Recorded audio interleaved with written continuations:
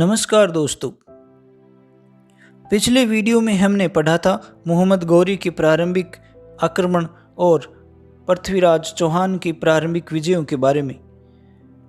आज इस वीडियो में हम पढ़ेंगे तराइन का प्रथम युद्ध 1191 ईस्वी। पृथ्वीराज चौहान और मोहम्मद गौरी के बीच प्रथम युद्ध 1191 ईस्वी में हुआ। संघर्ष का मूल कारण दोनों की साम्राज्यवादी नीति थी।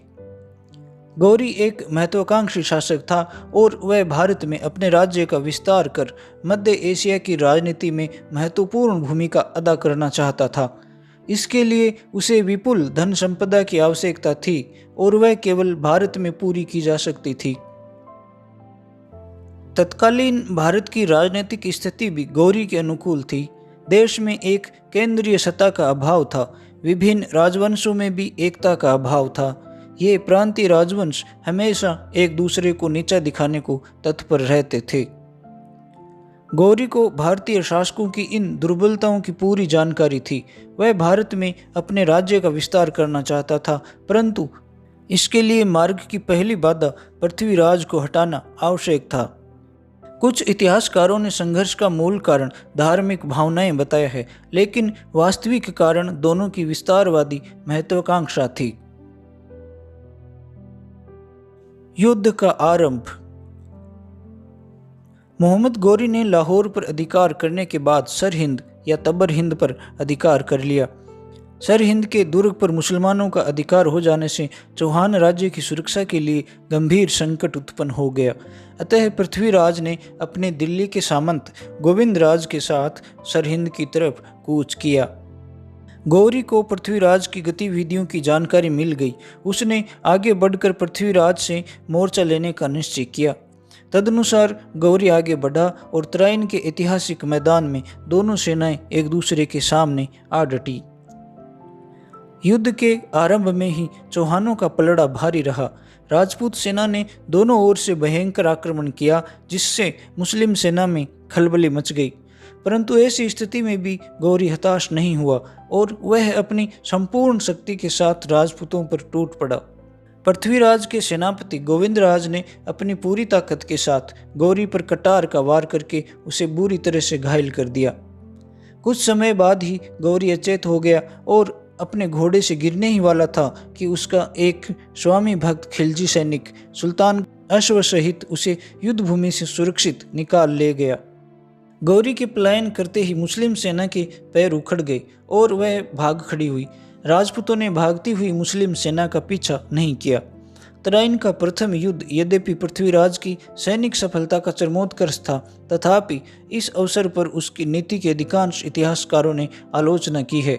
युद्ध से भागती हुई मुस्लिम सेना का पीछा न करना और उसके सेनापति को ससम्मान छोड़ देना एक गंभीर भूल थी। मोहम्मद गौरी के लिए तराइन का युद्ध एक अपमानजनक घटना थी। वह इस पराजय को भूल नहीं सका और गजनी पहुंचते ही प्रतिशोध लेने के लिए सैनिक तैयारी में जुट गया। तराइन का दूसरा युद्ध 1192 ईस्वी। साल भर की पूरी तैयारी के बाद लगभग 1,20,000 चुने हुए घुड़सवारों की एक विशाल सेना के साथ मोहम्मद गौरी ने पुनः भारत में प्रवेश किया। लाहौर और मुल्तान के रास्ते से वह पुनः तराइन के मैदान में आ डटा। पृथ्वीराज ने गौरी के आगमन की सूचना पाकर राजपूत राजाओं को अपनी स्वतंत्रता की रक्षा के लिए एक ध्वज के नीचे एकत्र होने का निमंत्रण दिया। अनेक राजपूत राजा चौहान नरेश का साथ देने को तैयार हो गए, किंतु कन्नौज का राजा जयचंद आपसी मनमुटाव के कारण पृथ्वीराज का साथ देने को तैयार नहीं हुआ। 1192 ईस्वी में पृथ्वीराज ने अपनी विशाल सेना सहित तराइन की तरफ कूच किया और दोनों सेनाएं तराइन के मैदान में आमने सामने आ डटी। पृथ्वीराज की विशाल सेना को देखकर गौरी एक बार तो घबरा गया, पर फिर उसने कूटनीति का सहारा लिया। गौरी ने पृथ्वीराज के पास अपना दूत भेजकर संधि वार्ता के बहाने पृथ्वीराज को भुलावे में रखने का प्रयास किया। उसने संदेश भेजा कि वह संधि करने को उत्सुक है तथा अपने बड़े भाई के आदेश की प्रतीक्षा में है। इससे पृथ्वीराज असावधान हो गया तथा पृथ्वीराज और उसकी संपूर्ण हिंदू सेना विश्राम करने लगी। दूसरी तरफ गौरी ने अत्यधिक गोपनीयता के साथ तैयारी की। उसने 10-10 हजार अश्वारोहियों के 4 दल तैयार किए और चारों को अलग अलग दिशाओं की ओर बेखबर चौहान सेना पर अचानक आक्रमण करने को कहा। चारों अश्वारोही दलों को रात्रि में चुपचाप आगे बढ़ना था। राजपूतों को भुलावे में रखने के लिए गौरी ने अपने पदाती सैनिकों को रात भर तंबुओं के बाहर अलाव अग्नि जलाकर जश्न मनाने को कहा, ताकि राजपूत ये समझें कि मुस्लिम सेना अपने डेरे में ही है। इसके बाद गौरी अपने बचे हुए पदाती सैनिकों को साथ लेकर काफी लंबा चक्कर लगाकर सूर्योदय के बहुत पहले पृथ्वीराज की सेना के पिछवाड़े जा पहुंचा। सुबह होते ही गौरी के आदेशानुसार मुस्लिम सेना ने चारों तरफ से पृथ्वीराज की सेना पर आक्रमण कर दिया। अचानक हुए इस आक्रमण से राजपूत सेना में खलबली मच गई। पृथ्वीराज हाथी पर सवार होकर और फिर घोड़े पर सवार होकर शत्रु का मुकाबला करने लगा। दिन के तीसरे पहर तक चौहान सेना थककर चूर हो गई। तभी गौरी ने अपनी संपूर्ण शक्ति के साथ आक्रमण किया। इस अंतिम प्रहार को चौहान सेना न झेल सकी। पृथ्वीराज ने परिस्थिति को प्रतिकूल देखकर युद्ध भूमि से पलायन किया और सिरसा की तरफ भाग गया, परंतु दुर्भाग्य से वह पकड़ा गया और बाद में मौत के घाट उतार दिया गया। गोविंदराज व अन्य बहुत से प्रसिद्ध सामंत हजारों सैनिकों के साथ वीरगति को प्राप्त हुए। हसन निजामी के अनुसार लगभग 1 लाख हिंदू सैनिक मारे गए। तराइन का दूसरा युद्ध निर्णायक सिद्ध हुआ। गौरी ने पृथ्वीराज को पराजित करके अपनी पिछली पराजय का बदला ले लिया। इस विजय के फलस्वरूप हांसी, सिरसा, समाना, कोहराम, अजमेर तथा दिल्ली तक के विस्तृत क्षेत्र पर मुसलमानों यानी मोहम्मद गौरी का अधिकार हो गया। पृथ्वीराज के भाई हरिराज ने थोड़े समय तक मुसलमानों से लोहा लेकर चौहान शक्ति की प्रतिष्ठा को पुनः स्थापित करने का प्रयास अवश्य किया, परंतु उसे सफलता नहीं मिली। पृथ्वीराज का अंत। पृथ्वीराज रासो, प्रबंध चिंतामणि तथा अन्य हिंदू एवं मुस्लिम साक्ष्यों में पृथ्वीराज की जीवन लीला के अंत के विभिन्न प्रकार के विवरण मिलते हैं। मिनहाज एवं फरिश्ता के अनुसार पृथ्वीराज को बंदी बना लिया और मार डाला गया। पृथ्वीराज रासो के अनुसार गौरी उसे अपने साथ गजनी ले गया और वहां उसे अंधा कर दिया गया। बाद में उसका राजकवि चंद्रवरदाई भी गजनी पहुंचा और उसने सुल्तान को पृथ्वीराज की शब्द भेदी बाण चलाने की कला देखने के लिए राजी कर लिया। इस अवसर पर चंद्रवरदाई ने 4 बांस 24 गज 8 अंगुल प्रमाण, ता ऊपर सुल्तान है मत चुके चौहान कविता के माध्यम से ऊंचे सिंहासन पर बैठे गौरी की सही स्थिति बतला दी और पृथ्वीराज ने उस स्थिति का लक्ष्य साधकर एक ही तीर से गौरी को मार गिराया। इसके तत्काल बाद पृथ्वीराज और चंद्रवरदाई ने कटार से एक दूसरे को समाप्त कर दिया। रासो का ये विवरण ऐतिहासिक दृष्टि से सही नहीं माना जा सकता, क्योंकि गौरी लंबे समय तक जीवित रहा था। सत्य ये है कि पृथ्वीराज के जीवन का अंत बड़ा दुखप्रद हुआ। युद्ध के परिणाम। तराइन का दूसरा युद्ध भारतीय इतिहास के निर्णायक युद्धों में से एक था और समूचे देश को इसके घातक परिणाम भुगतने पड़े। इसके परिणाम स्वरूप अजमेर व दिल्ली तक के विस्तृत क्षेत्र से चौहानों की सत्ता का अंत हो गया। दिल्ली पर अधिकार हो जाने के बाद मुसलमानों ने भारत के भीतरी भागों पर आक्रमण कर उन्हें अपने अधिकार में लाने का सफल प्रयास किया। पृथ्वीराज की पराजय ने राजपूतों की उभरती हुई शक्ति और उनकी आकांक्षाओं का अंत कर दिया। डॉक्टर आशीर्वादी लाल श्रीवास्तव लिखते हैं कि तराइन का दूसरा युद्ध भारतीय इतिहास में एक युग परिवर्तनकारी घटना है। हमारे इतिहास में पहली बार मोहम्मद गौरी ने हिंदुस्तान के बीचों बीच तुर्की राज्य की नींव डाली। सबसे बड़ी दुर्भाग्य की बात तो ये रही कि बार बार पराजयों के बाद भी राजपूतों ने इतिहास से कोई सबक नहीं सीखा और नवोदित मुस्लिम सत्ता के विरुद्ध संगठित होकर संयुक्त कार्यवाही करने में असफल रहे। तराइन की विजय के बाद तुर्क सैनिकों ने लूटमार और तोड़फोड़ का घृणित प्रदर्शन किया। हजारों हिंदुओं को अपनी संचित धन संपदा से हाथ धोना पड़ा। कलात्मक मंदिरों और मूर्तियों को तोड़ा गया, जिससे संस्कृति के अमूल्य स्मारक नष्ट हो गए। बहुत से मंदिरों और पाठशालाओं को विजेताओं ने मस्जिदों में परिवर्तित कर दिया। सबसे ज्यादा आघात बौद्ध धर्म को लगा। आर.सी. मजूमदार ने लिखा है कि तराइन के दूसरे युद्ध में पृथ्वीराज की पराजय ने केवल चौहानों की शक्ति का ही विनाश नहीं किया, अपितु पूरे हिंदू धर्म पर विनाश ला दिया। शासक कुमारों की साहस पूरी तरह से टूट गया और सारा देश आतंक से जकड़ गया। पृथ्वीराज की पराजय के कारण। पृथ्वीराज की पराजय के लिए कई कारण उत्तरदायी थे। पहला कारण तो उसकी भोग विलासिता और शासन कार्यों के प्रति उदासीनता था।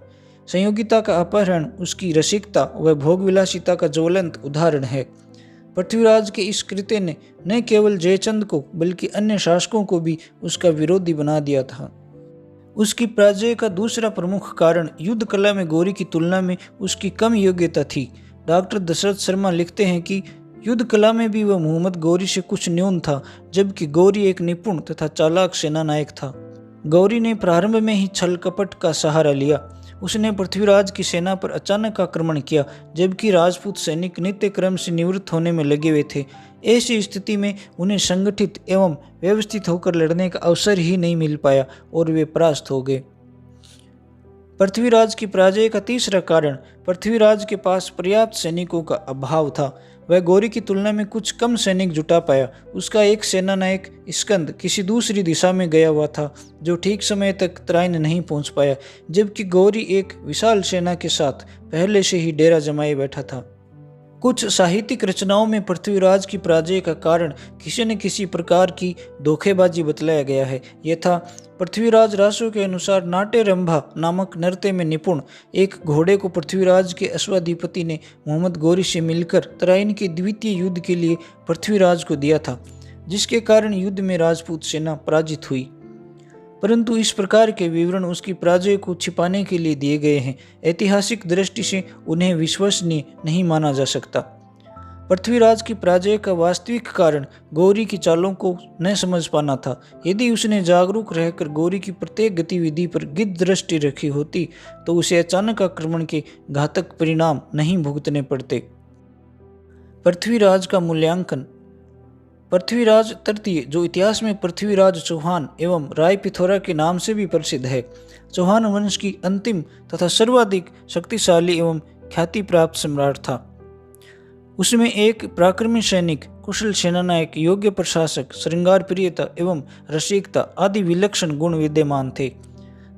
अपने राज्य में अपने निजी शत्रुओं का दमन करके जब कोई शासक अपनी केंद्रीय सत्ता को सुदृढ़ बनाकर अपने पड़ोसी शासकों को अपने प्रभुत्व के अंतर्गत लाने की योजना बनाता और तदनुसार सफल नीति अपनाता, उसे दिग्विजय कहा जाता था।